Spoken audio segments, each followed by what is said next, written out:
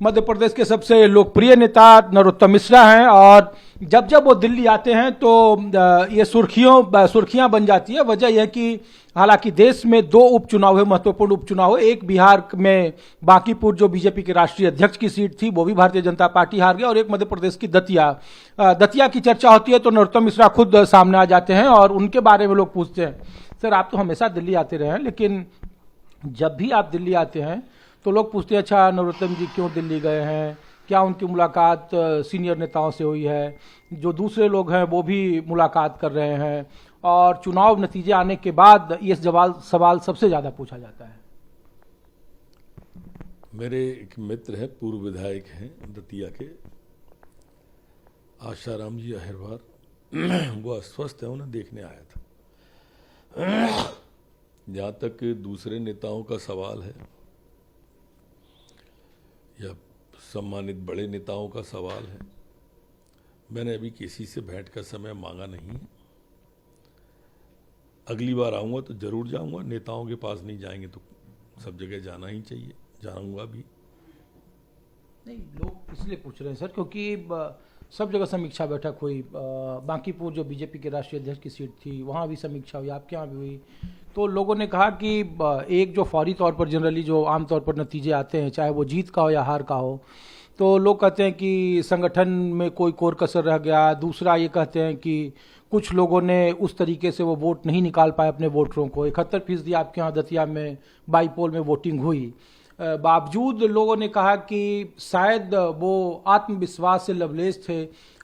ये भी कहा गया, तर्क दिया गया हार की वजह में कि वो कांग्रेस की सिटिंग थी, जो दिल्ली में जो सीनियर नेताओं ने कहा कि वो कांग्रेस के, और जो मुख्यमंत्री ने आपके कहा कि वो सिटिंग थी और कांग्रेस के खाते में चली गई।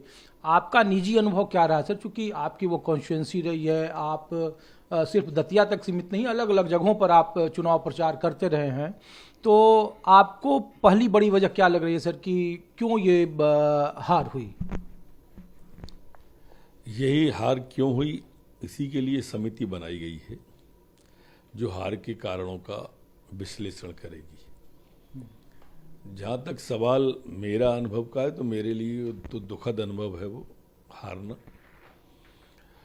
पार्टीगत रूप से तो होगा ही, दतिया के रूप में भी होगा ही, पर व्यक्तिगत रूप में भी मेरे काफ़ी निकट थे आदरणीय आशुतोष जी, और इसलिए वो जो अनुभव है वो मेरे लिए अच्छा नहीं है, दुखद है।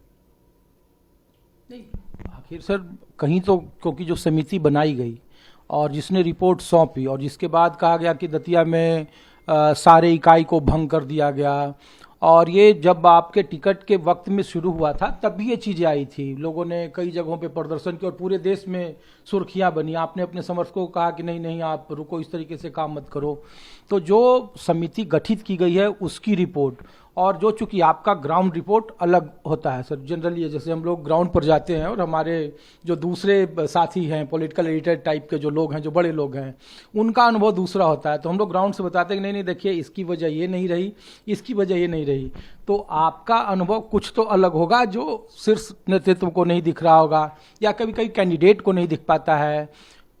तो ये तो जनरली सब लोग कॉमन चीज़ें हैं सर। ये प्रारंभ के सवाल का जवाब तो यही कि वो क्षण का आवेश था, आया और उसके बाद में सबको समझाया और काम पे लगाया, सब काम पे लगे भी, सबने काम किया भी।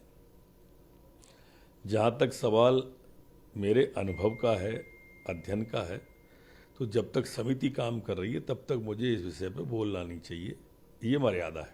इसीलिए तो लोग कह रहे हैं कि आखिर इसका मतलब ये सर कि जो आपका निजी अनुभव है वो कुछ अलग देख रहा है और जो दूसरे लोग जिसके नज़रिए से जांच कर रहे हैं उनका नज़रिया दूसरा है। हमेशा नज़रिया दूसरा होगा ही। जब दो लोग होंगे तो दो नज़रिए होंगे, तीन होंगे तो तीन नज़रिए होंगे, 100 होंगे तो 100 नज़रिए होंगे। हर व्यक्ति का सोच का अपना दृष्टिकोण होता है, वो अपने नज़रिए से देखता है।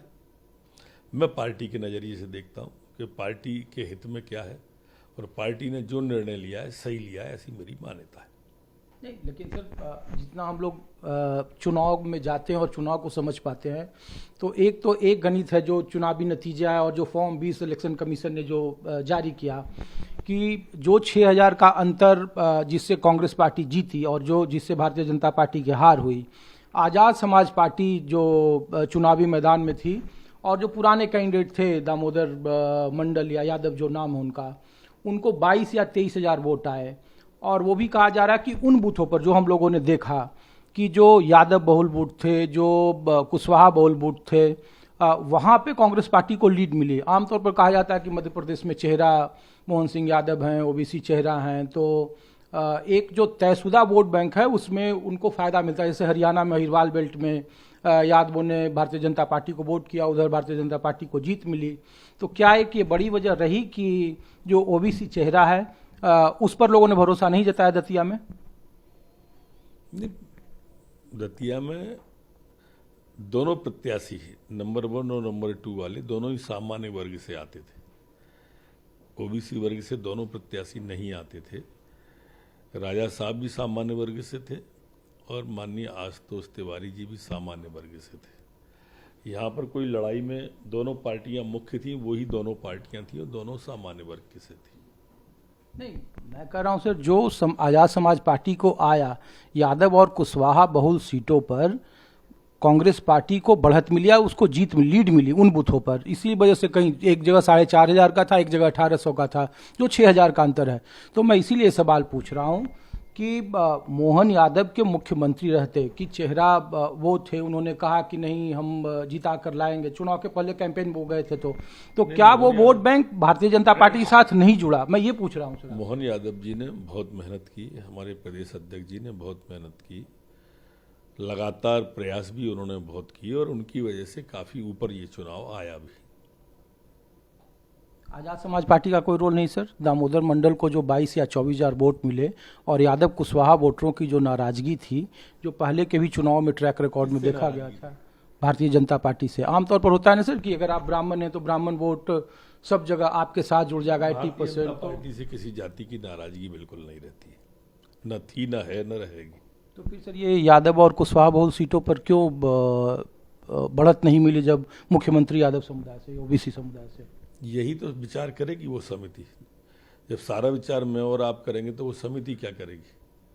यही विचार करने के लिए समिति बनी है। कि हम लोग भी जब चुनाव प्रचार के वक्त में देख रहे थे और आपने कहा कि हमने अपने 80% समर्थकों को मना लिया है, 20% को मनाना बाकी है, तो वही तो ये प्रारंभिक बात थी। जो चुनावी नतीजे आए उसमें भी वही अंतर आया, तकरीबन बहुत थिन मार्जिन से, 20% का ही तो 6,000 का मामला है। तो क्या जो 20% जिसको नहीं मना पाए उसी का असर है कि हमारे सभी कार्यकर्ता मान गए थे, सभी काम में जिसकी जितनी क्षमता थी उस क्षमता के अनुसार काम में लगा था। और आपके आंसुओं का हिसाब भी जनता ने दिया? हिसाब किताब क्या होता है, वो आंसू कार्यकर्ता को देख के आए थे, कार्यकर्ता की चोट को देख के आए थे, कोई पार्टी या प्रत्याशी के लिए थोड़ी थे वो। और वो विषय अलग था और चुनाव विषय अलग था। चुनाव में सबने आशुतोष जी के लिए काम किया। अब आगे क्या सर? नरोत्तम मिश्रा मध्य प्रदेश की राजनीति में या देश की राजनीति में कैसे अपने आप को देख रहे हैं? क्या उनकी मैं पिछले 2.5 साल से जैसा अपने आप को देख रहा था वैसा ही आगे देखता हूँ। 2.5 साल जब मैं चुनाव हारा था तो पार्टी ने मुझे काम दिया था ज्वाइनिंग टोली का, लोकसभा में न्यू ज्वाइनिंग टोली का। उसके बाद में उन्होंने महाराष्ट्र चुनाव में काम दिया चुनाव का, फिर दिल्ली चुनाव में काम दिया चुनाव का, फिर बिहार चुनाव में काम दिया चुनाव का। ऐसे पार्टी काम देती रहे, मुझे किसी पद की अभिलाषा नहीं है। तो ये जो समिति बनी है और जो आपके लोगों पर कार्रवाई हो रही है, जो भंग कर दिया गया, किन्हीं को निकाल, मेरे और आपके लोग नहीं होते, सब भारतीय जनता पार्टी के लोग होते हैं और सब भाजपा के ही लोग हैं। लेकिन दतिया तो अपवाद है सर, वहाँ तो कहते हैं कि पार्टी का मतलब नरोत्तम मिश्रा। कहना चाहो वो कह सकते हो, कहने को आपको रोक नहीं है, आपके अलावा और तो कोई कहता नहीं है ना ये बात है। अब हम लोग सर जब दिल्ली से जाके दतिया जाते हैं और आपके जब समर्थक कहते हैं तो यही बातें समझ में कहता है, आप लोग कहते हैं। आने वाले वक्त में और किसी से इरादा नहीं है मिलने का, क्योंकि उमा भारती भी थी, उन्होंने भी कहा कि अभी किसी से भी मिलने का इरादा नहीं। आऊंगा, अगली बार मिलूंगा सबसे। जो ओबीसी, जो यादव और कुशवाहा बहुल सीटों पर, जो जिसमें तकरीबन 4,500, 1,500, 1,900 कई सारे ऐसे बूथों हैं, उसमें हार मिली है। और अगर चेहरा मध्य प्रदेश के मुख्यमंत्री मोहन यादव हैं तो फिर उन बहुल सीटों पर, उन जाति बहुल सीटों पर पार्टी क्यों पिछड़ी, ये समीक्षा का कारण होना चाहिए और इस पर पार्टी की जो समिति है वो इस पर विचार करेगी। बाकी नरोत्तम मिश्रा जो पार्टी का आदेश होगा उसके हिसाब से आने वाले वक्त में राजनीति में अपनी भूमिका निभाते रहेंगे। सहयोगी अविनाश राणा के साथ ऋषिकेश कुमार, न्यूज़ 24, दिल्ली।